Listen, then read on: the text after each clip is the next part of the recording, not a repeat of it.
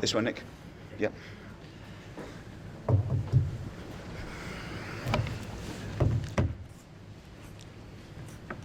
Morning.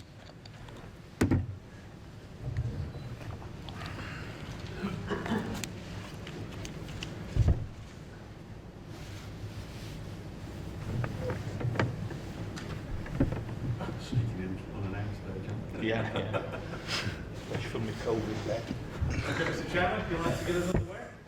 Certainly. Morning, everybody. Welcome again to Chesterfield Football Club. Fantastic day for me today. Really delighted. Would like to welcome James to Chesterfield. We carried out the interviews earlier on. Great process went through. Almost 60 applicants, and this guy stood out a mile. Young, exciting, vibrant coach. Had a lot of success down at Gloucester already. I'm hoping he's going to transfer that to Chesterfield today. We're off down to Bournemouth later, and James will be taking training on the pitch before we go, so fantastic. Now, one or two people I'd like to thank for the process as well. As I say, we carried out a proper process. We were helped by Kevin Davies, who actually came up and participated in the interviews with us, and with Lee. And I think we also had, John would probably like to say that we had other people help us as well. So yeah, we had a number of respected Spireites players and managers that over the years that have fed into the process, and we've been very open to taking clearly advice and good comment really from people that we trust, that we know have got the club at heart, and it's heartwarming really, I feel, that and the number of people that have been involved with the club before at the professional level who have got in touch and said, look, if we can help, we're here, which is fantastic. yeah, as I say, I think it's a great day. It's an exciting future for the club. The process that we went through when James was interviewed was amazing. He gave us a presentation for about an hour, and it just blew me away. His grasp of where we are and what needs to be done, and the game itself was incredible. So, I'll take any questions. Phil. But it's really, for James, a sort of three-part question. First of all, what made Chesterfield a job that you wanted to apply for? How did you feel about the process? And what, you might just mention about a presentation, but what was it that you brought to the table that made the powers that be choose you over 59 or so other people? What were the strengths that you managed to sell to them to put you in the chair that you're in? Okay, it's a long question, that one. I'll start with the first one. The reason, obviously, we connected, we linked up, was because the heritage of the club, I think I said it yesterday in my interview with Nick, the heritage is outstanding, the history of the club, and in no way should it be where it is. But it's going to take some transformational leadership, some change management, clearly, because it hasn't worked. And obviously with the new board now, and I was really impressed with obviously Mike and John and the other board members, and Kevin and Lee also. And it was good energy in the room. It just worked, I think. It was from both sides, and that's probably why I'm sitting here today.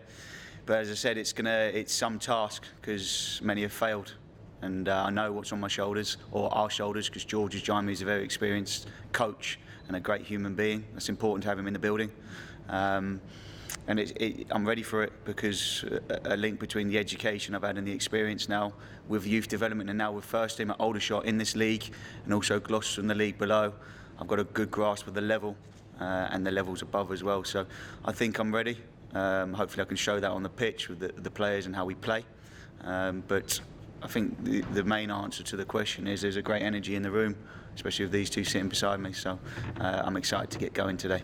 A very quick process, I think. Well, it was and it wasn't, because I think we knew earlier in the week that, we were going to do something, but it was just a few delays, not from our end. But I'm just pleased to be sitting here today, and looking forward to tomorrow, certainly. So what was it with yourself that you think these guys were impressed with?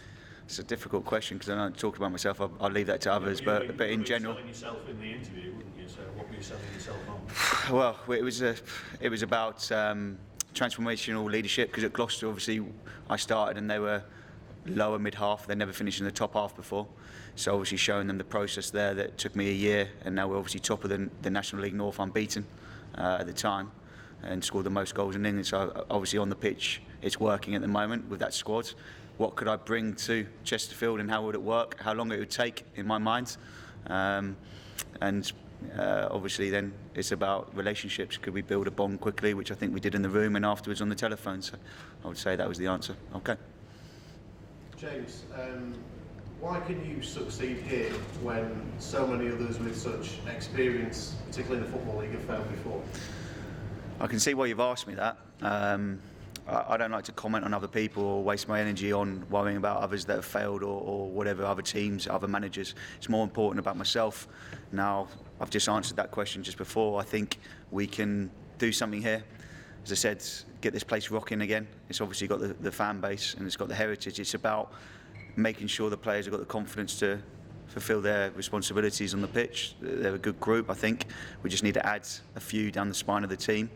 That will take time, but they've got to be the right ones as well. It can't be just a rush decision, random recruitment. It's got to be. I've got to speak to Lee, and I've got to speak, obviously, to Paul, and make sure we get the right players in for the club that are going to take us forward.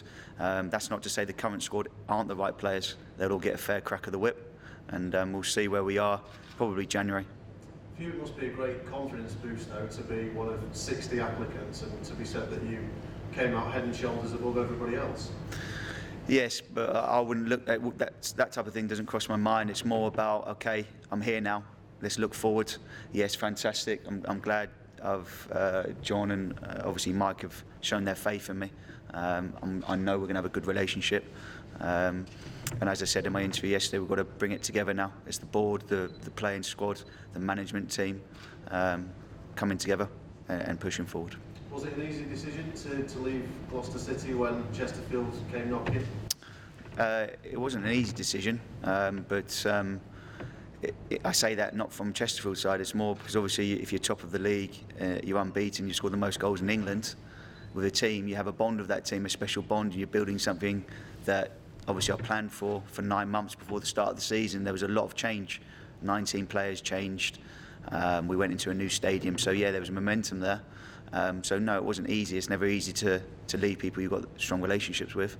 But I wish them the very best. I hope they go and win the title, because that's the type of person I am. I want the best for places I've worked and people I've worked for. So now it's about Chesterfield and not about Gloucester, and I'm only looking forward to Chesterfield. You mentioned the goal scoring record at Gloucester City, 26 in 10. I mean, is that something that Chesterfield fans can look forward to? Is your style that you'll bring an attacking style? Can they expect goals aplenty?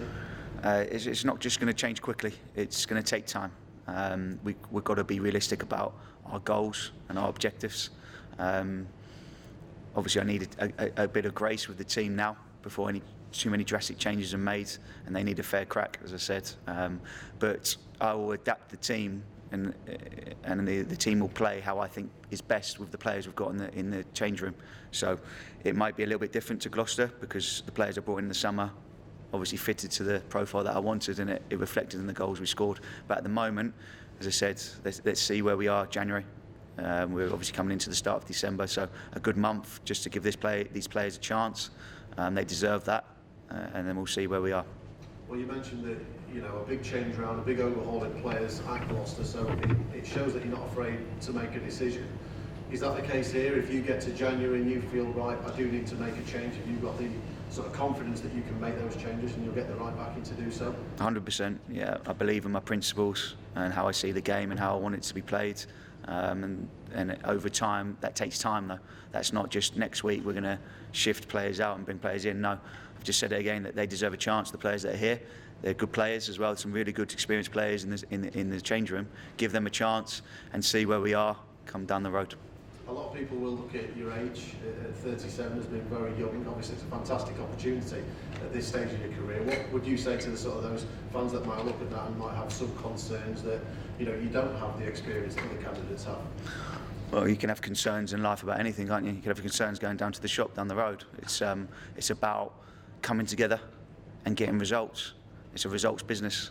That's just what it is. I know, I'm fully aware of that. I've been in the game a long time. As a player and obviously now a coach and a manager, So I think this transition is a natural progression for me, because I started as a player and then I coached in youth.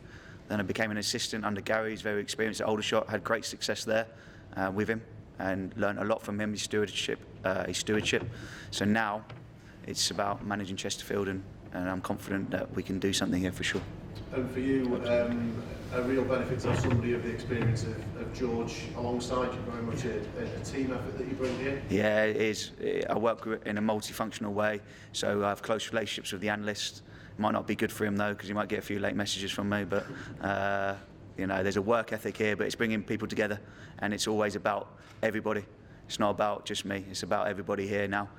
John and Mike sitting next to me, Paul Lemon, Lee Turnbull, obviously working now as advisors and on the equipment, and internally it's about the analysts, the sports scientist Tom, and obviously Bookie, the goalkeeping coach, and really being a force together.